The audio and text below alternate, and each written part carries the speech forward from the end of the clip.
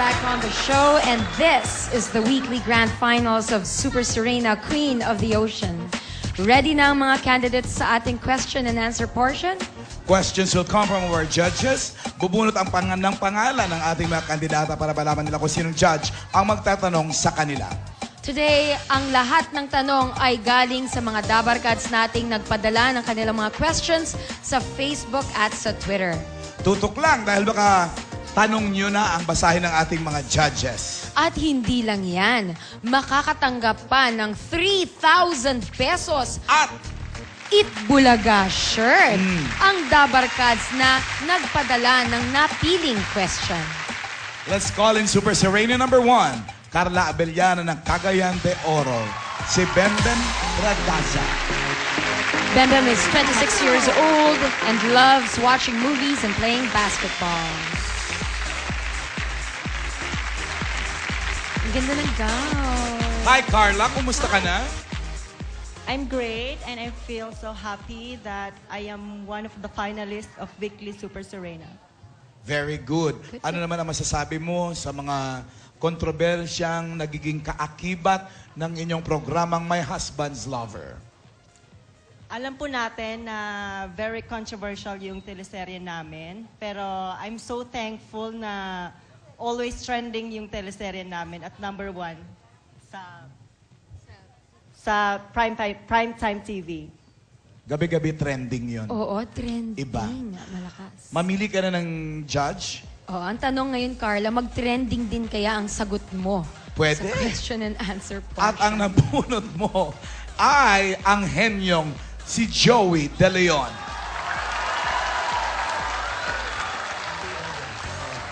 Then, ang question mo from Kim De La Rosa 143. Wow. Okay. Sabi niya, if you were a frog, why don't you jump? Hindi. Iloko ko lang. If you were a frog trapped in a well, how would you visualize the world? Wow. Well, thank you for that very interesting question. If I will be trapped in the well, how will I visualize the world? Yes.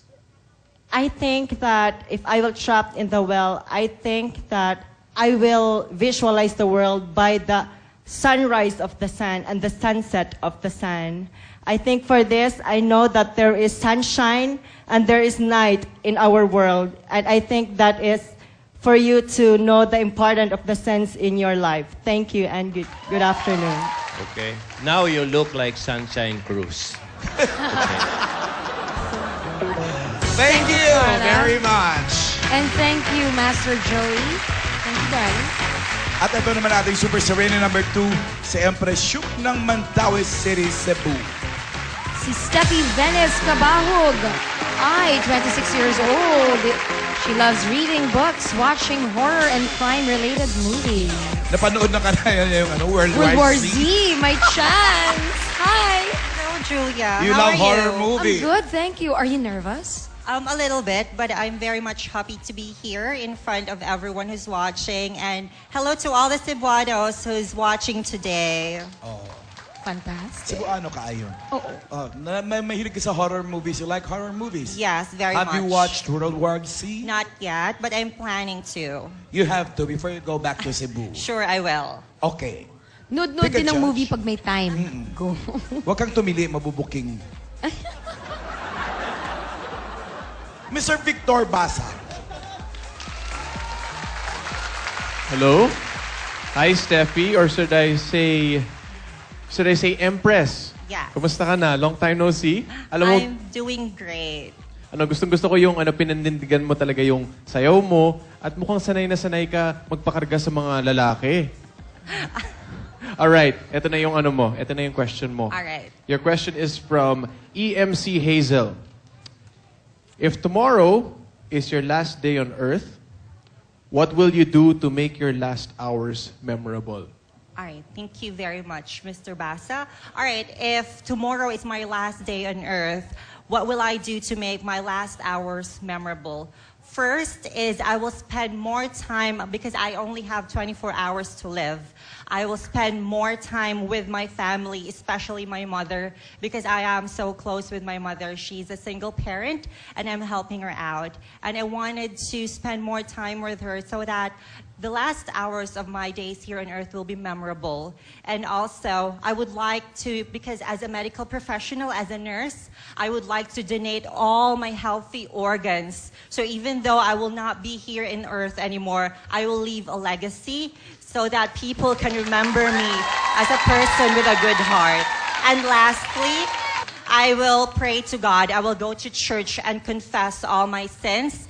Thank Him for giving me the opportunity to live in this wonderful world and giving me the gift of life. And I will confess for my sins so that if ever I will meet Him up in heaven, I will meet my Creator, I will face Him with a big smile on my face saying, mission accomplished. Wow. Thank you. So ano ang title ng telenovela mo? Parang mahaba masyado. Napaka-self. Mas mahaba kaysa My Husband's Lover. Natawa si Victor. Hindi, pero sobra ako natuwa kasi napaka-selfless at medyo nga mahaba nga yung listahan mo. So make sure, kailangan... Sumakto sa oras. Kailangan mo tandaan lahat yun and make sure magawa mo lahat yun. So thank you. Thank you for your answer. Thank you very much, Empress. Thank you, Empress. That's a very beautiful answer. Akala ko, yung Tagalog ng tanong ni Victor, kung mamamatay ka bukas, bakit di pa ngayon? Yun na nga! But AK, ang ganda ng sagot. Sobrang ganda. Tawagin natin si Super Serena number 3. Siya Ina Magdayaw ng Tarlac.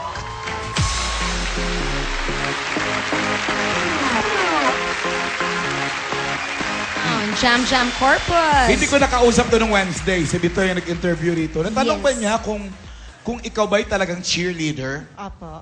Talaga? Apo. Tapos ano ka, ganyan? Si Reyna yung ano? Apo.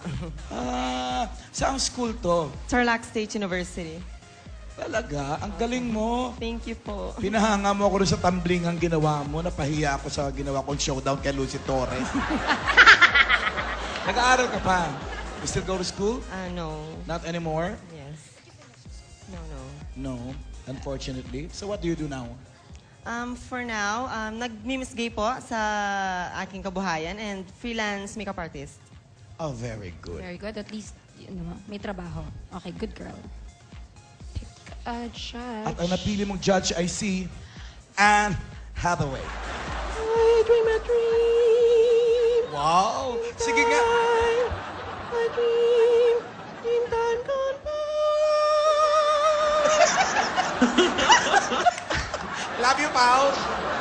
Okay, Shaina.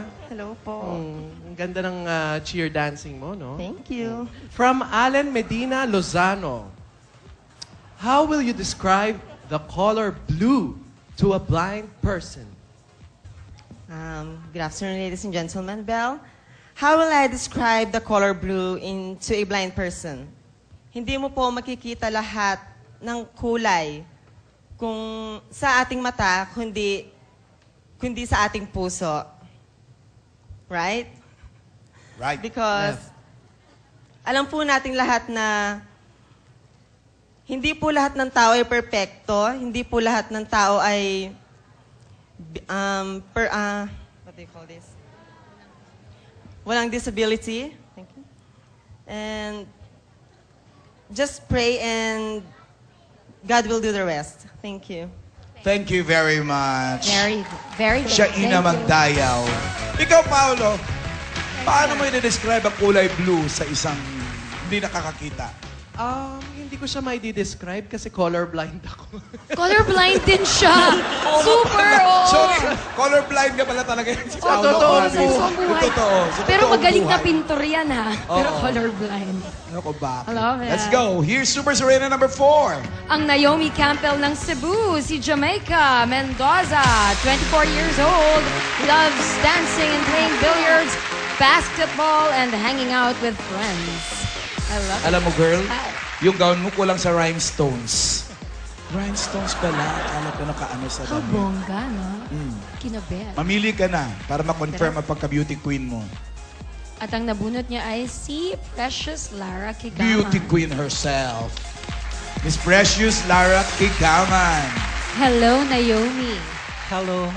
Good afternoon. Good afternoon. too. Okay, your question is from King Kiamko. Ang question niya ay, if you're given a chance to be someone else from our history, not just someone else, dapat from our history, who will it be and why? Well, ladies and gentlemen, I choose Dr. Jose Rizal.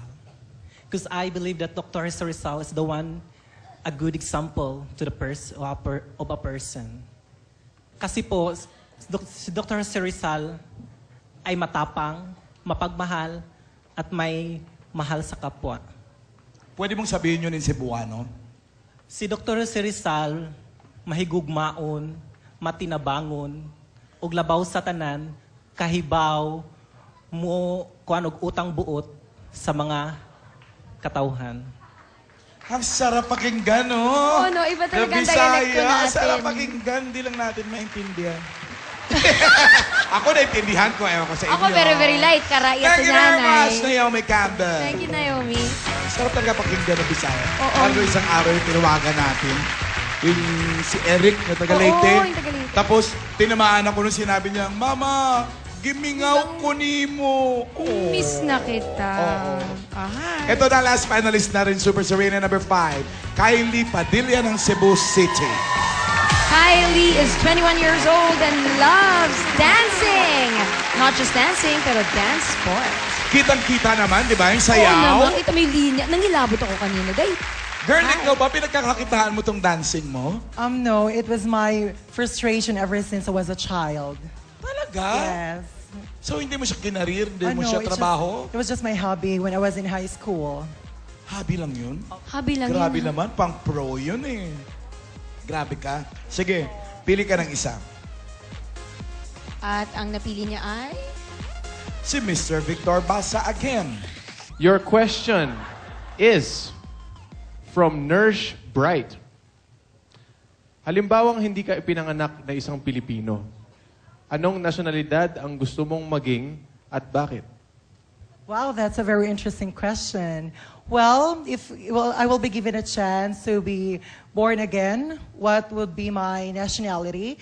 Well, it would be, I want to be a Thai because basically our country and Thailand has the same similarities in our culture and heritage. And if only you knew, the culture of Thai is they appreciate transgenderism. They know how the exist of the transgenderism. In Thailand, they value and appreciate all the Thai. And because of that, I want to live there. I want to live freely, as free as I am a trans Pinay. Because I want people to appreciate our existence, that the transgender is the diverse in our society. Thank you. Thank you very much, Kylie. Thank you, Kylie. Thank you. Maraming salamat sa ating Super Serena finalists. At salamat din po sa ating mga judges. Let's start off with Anne Hataw Away, Victor Basa, Precious Lara, and of course, our Master Henyo, Joey De Leon. At sa lahat ng mga Dabalcast na nagpadala ng kanilang questions sa Facebook and Twitter, Malalaman na natin kung sino kung malalaman, alam niyo na kung sino Salamatan kayo. natin sila. Maraming salamat din po. Malalaman na natin kung sino sa ating mga finalists ang kokoronahang Super Serena Queen of the Ocean. Mamaya na yan.